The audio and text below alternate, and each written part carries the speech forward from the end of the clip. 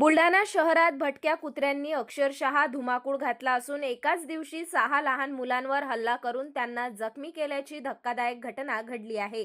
या घटनेमुळे पालकांमध्ये भीतीचे वातावरण पसरले असून पालिकेच्या ढिसाळ कारभारावर संताप व्यक्त केला जात आहे। विविध भागात भटक्या कुत्र्यांचे कळप फिरत असून या झुंडींना अचानक लहान मुलांना लक्ष्य करण्यास सुरुवात केली आहे।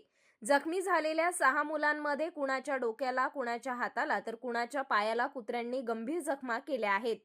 जखमी मुलांना तातडीने उपचारासाठी बुलढाणा जिल्हा सामान्य रुग्णालयात दाखल करण्यात आले असून त्यांच्यावर उपचार सुरू आहेत। गेल्या काही दिवसांपासून कुत्र्यांच्या संख्येत मोठी वाढ झाली आहे। हे कुत्रे केवळ गल्ली बोळातच नव्हे तर मुख्य रस्त्यांवरही झुंडीने फिरत आहेत।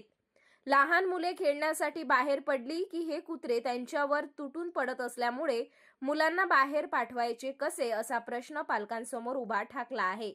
शहरात कुत्र्यांची दहशत इतकी वाढली आहे की आता घराबाहेर पडणेही कठीण झाले आहे। पालिकेने याकडे गांभीर्याने पाहून तत्काळ बंदोबस्त करावा अशी मागणी करण्यात येत आहे।